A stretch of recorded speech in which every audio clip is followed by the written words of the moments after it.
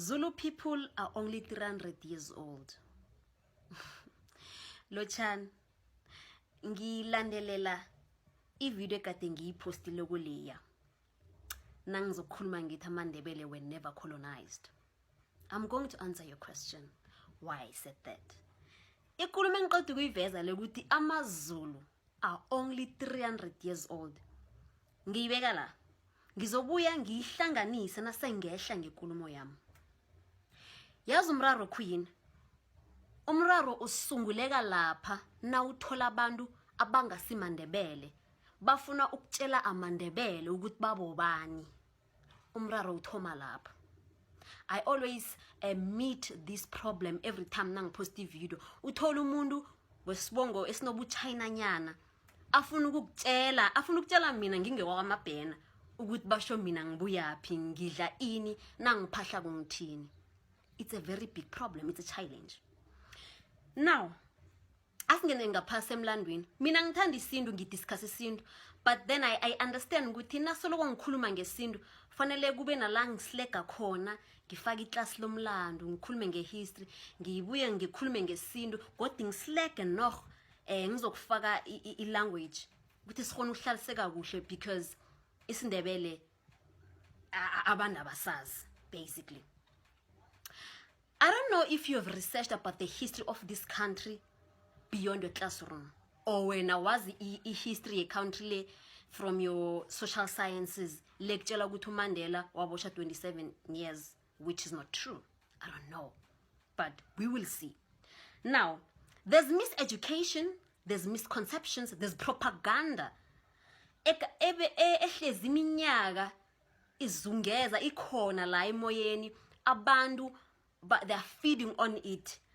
And indwele ingamaNdebele, indwele ifana nekolo. And the reason why abantu bangafuni ukuyilisa miseducation le, ama misconceptions la, or propaganda le eyenza ukuthi bararane nakufanele ukuthi sikhulume ngesizwe samaNdebele, it is because ifeeda ama narratives nofana inkolelo zabo nento abayaziko bona bakhona ukwamukela ilwazi elitsha.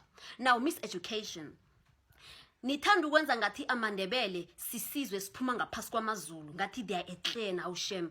Bobana amaNdebele hayi sakuyisizwe nje esivele emazulwini, which is not true. We did not have a relationship with the Zulu people until recently siba nengwenyama uMabhoko. Ngizoyifaka nayo ukuthi ingwenyama uMabhoko usihlobanisa njani namaZulu kanti.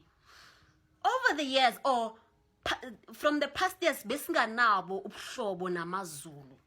Ne? Because nangathi uyaqala amaNdebele, we are dating back to Umusi kaMhlanga. Umusi kaMhlanga, nasikhuluma ngomusi sikhuluma ngomuntu owaphila ngabo 1525. Nasikhuluma ngomhlanga sikhuluma ngomuntu owaphila ngabo 1500. Bese sikhambe godi sokubamba omunye uzimethu okunguMabhudu, or what amaThonga would say uMaputo. uMaputo is dating back to 1300s, 1375. Also, we have another one of our oldest ancestor, which is uLanga. We all date back to 1200s, 1225. AmaZulu bekangekho ke lapho mntwana ekhaya. Kodwa sizoyiconnecta. Now, abantu abaqabanga ukuthi amaNdebele abuya ngaphasi kwesizwe samaZulu babantu abasakholelwa ukuthi basho uMzilikazi wayeyinkosi yamaNdebele. uMzilikazi was never a king of the Ndebele people, because uMzilikazi was never even Ndebele. uMzilikazi waye alindungwa ngumzilikazi kaMashobana owala noChaka Zulu nengwenyama uChaka Zulu nakaqeda ukulwa naye wabaleka from the Zulu lands weza eMandebeleni. Nakafika eMandebeleni wathola kwanzunza kubusa ingwenyama uMagodongo, wathola kwaManala kubusa ingwenyama uSibindi.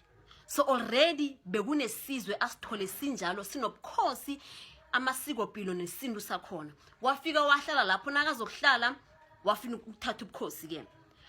Kulapho azokubulala khona ingwenyama uMagodongo, abaleke nabantwana bakaSibindi namanye wamabutho abalekele eZimbabwe, because now he could not conquer amabutho lawa awathola khona eMandebeleni bamthola ukuthi ufuna ukwenzani but bekesela mbukelela uMagodongo nani kwakosi ukuthi akhambe abaleke akhambe aye eZimbabwe nakafika eZimbabwe nakazi introduceako wathula indebele he never said ukuthi ulindungwa obuyaphi nakafika lapho wahlala lapho kungakho eZimbabwe kunesizwe esi-identify as the Ndebele people kodwa nabakhulumaka abakhuluma isiNdebele uyabezwa ukuthi ilimi labo isiNdebele sabo sifana nesizulu khulu they relate to the Zulu language than to the Ndebele language ne but asikho lapha siyadlula so kungakho abantu baqabanga ukuthi uMzilikazi was the king of the but he was not namhlanje singekulungisile ke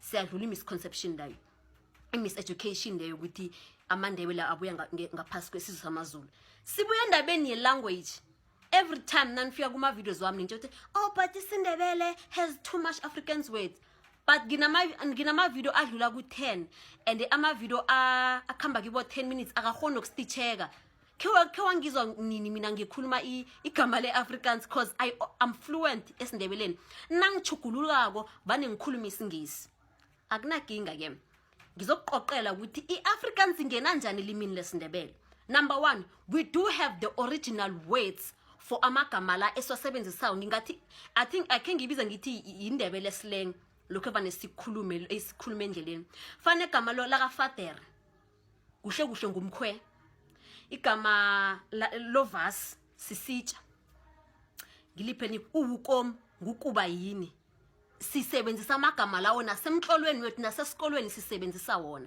kodwa nasikhulumako nasi informal sisebenzisa iAfrikaans le wena ofuna ukuyikholwa ukuthi we amaNdebele were colonized that's why sine Afrikaans elimini lethu whereas we do have the original words for all these words we Afrikaans now after ipika Nyabela namabhunu uNyabela bekayinkosi Nyabela obuya ngaphasi kwesizwe samanzunza uNyabela wala namabhunu for 9 months which is the longest war in South Africa. I'm not saying the longest conflict yokuthi ngizokubetha wena nami ngizokubetha the longest war ilanga liyaphuma liyachinga abantu basepini the longest war and you don't know this information why because I was fokol ngamaNdebele mara namhlanje singiyakufundisa the longest war in South Africa was 9 months it took place in Rosenekal the reason why indawo le yakuthiwa iRosenekal kukonomtshagelo original kukwana kwa nomtshagelo or ko nomtshagelo ne lapha eholweni iholo is the cave so ngesindebele iholo sibiza sithi cave ingakho sithi nabane sokucelebrate sithi siyakhamba siseholweni so eholweni noma konomtshagelo of which is Rosenekal uRosenekal nguRose no Senegal amabhunu esawabulala simaNdebele there are thousands of Boers that were killed by Ndebele men but abakufundisa esikolweni information le so uNyabela uthena akaqeda ukulwa namabhunu for 9 months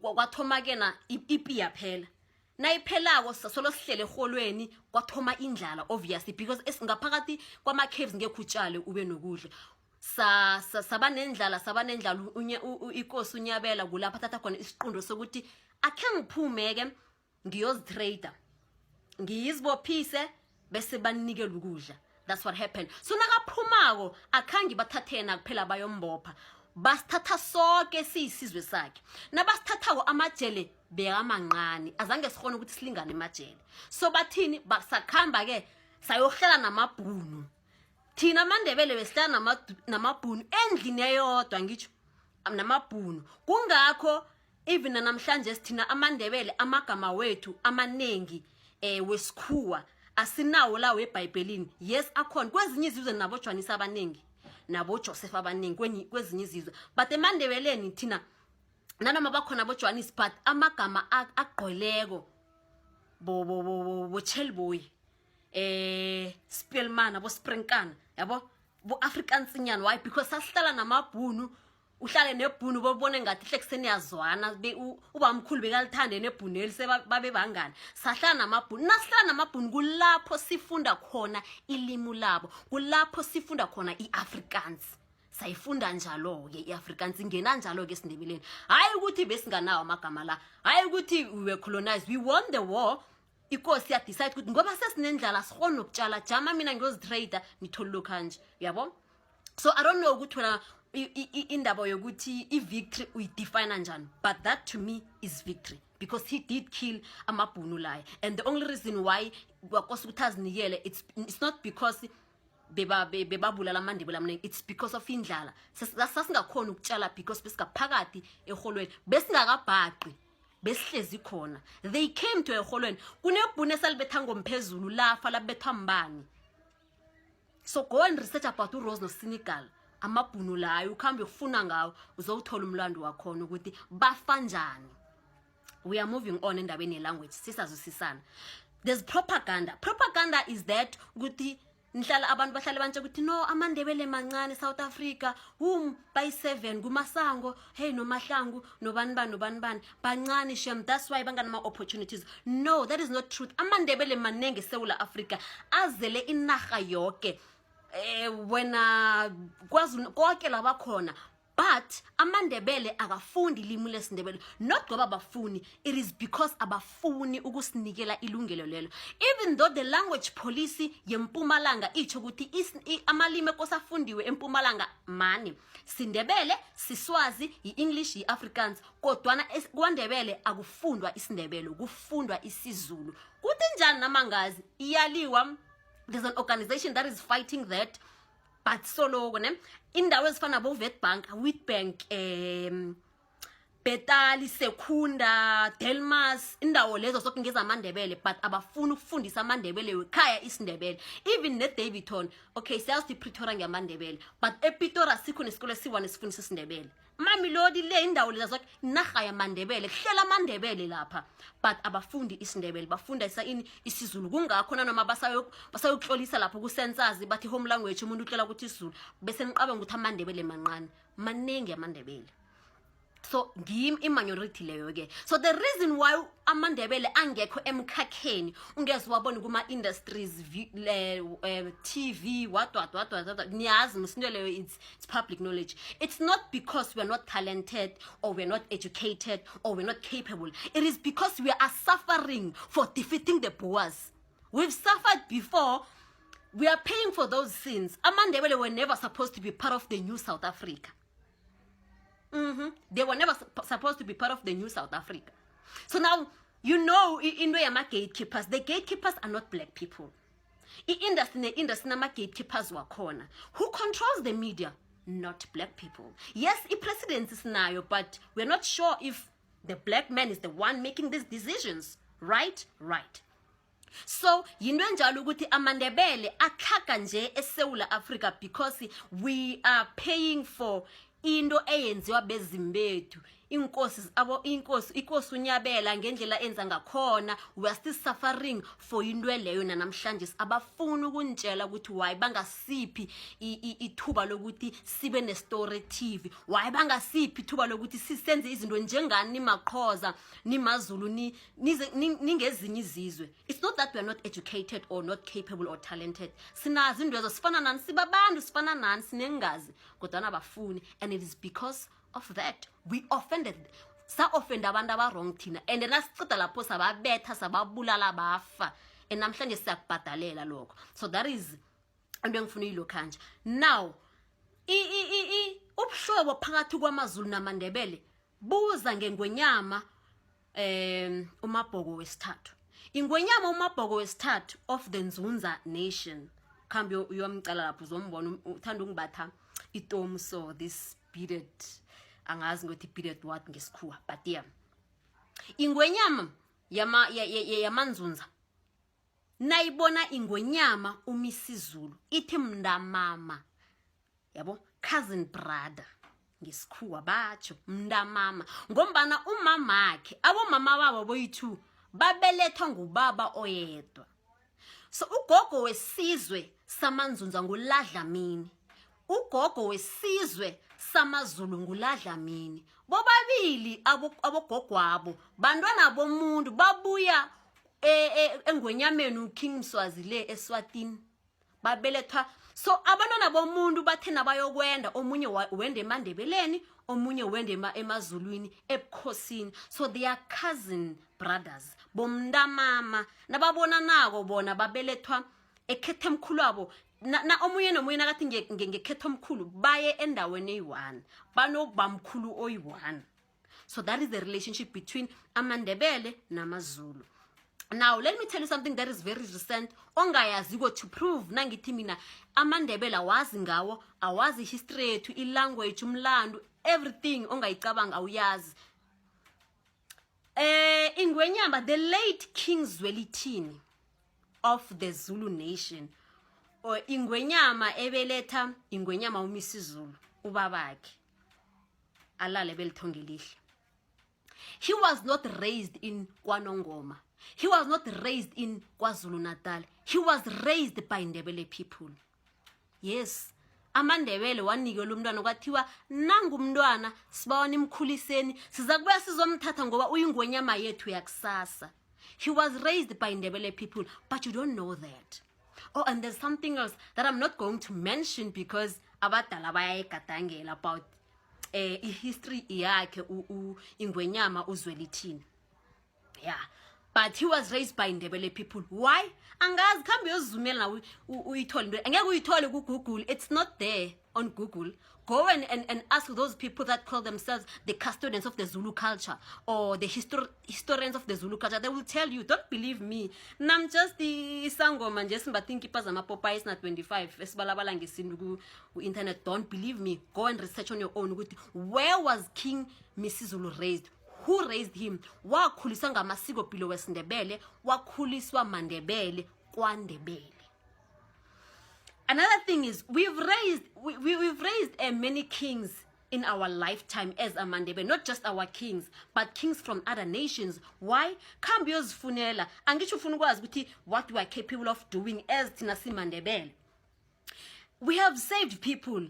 Let's take it back to ipi yakanyabela. Ipi yakanyabela involved Ukhochi Mampuru. Ukhochi Mampuru, the reason why he was alive or saved, it's not because of uJesu wamsave. He was saved by Ndebele people. Inkosi uNyabela wamthatha Ukhochi Mampuru wazomfihla. Ukhochi Mampuru nakazakula nosikhukhune bla bla bla ngazi kwasha kwacima wabaleka weze maNdebeleni. Nakafika eMandebeleni wathola inkosi uNyabela wamfihla. Nabafikako laba abelumbi bazokufuna uyinkosi lo Ukhochi Mampuru. Inkosi uNyabela watshela ukuthi mina Ukhochi Mampuru ngimgwinyile nangabe namfuna ngivulani phakathi nimkhahlaze phakathi nimkhiphe. That's what he said, and he fought for his life. He was saved by inkosi yamaNdebele. So indwezo zonke uzazi, but it's the history yamaNdebele. So today I want you to acknowledge the fact that you know nothing about the Ndebele people. Nothing. Next, fuck all. I was fuck all ngamaNdebele. The sooner you acknowledge that, it's when you will start to unlearn and relearn. Ngabantu labo hlala nabo la e-country le othinge yakho wena. Who are Ndebele people? The only thing you know about us ukuthi sino Dr. Esther Mahlangu. Awu upiyapenda, she paints. Yeah, Solomon Mahlangu, he was killed. But you don't know nothing about us, but you want to tell us with Siboban. And I hope all this information answers you, ne? Sizorakela phambili ngendaba yesibongo. Because mina wanna discuss isintu. Mina ngisangoma, mina ngimngoma. And isikhoma sami sobunyanga siza sipephule isintu. I talk about these things. I discuss these things. I heal these things. Ubunyanga bambonzinze ngaphasi kwesintu. So we'll discuss that. Kancane sizolahlela ilimi nani. So that's today. I hope you learned something. And if you have any questions, ungabuzi mina. Mina ungasangibuzi mhlambe ngiyararanisa yabo. Go and ask your elders of AmaZulu, of umuntu othi bashweni uyayazi history South Africa. Hayile ku textbook ya ku social sciences sidlala. History yamambala. Go and ask those people. They will tell you. Show them this video. And when I say that 300 years old AmaZulu, they are very young. You know, we're like almost 5,000. Okay, the recorded time. yeah, because nasicala from uShaka Zulu kulapha kuwe 1800 ubabakhe naye same ntontoni, so they're like 300 years old.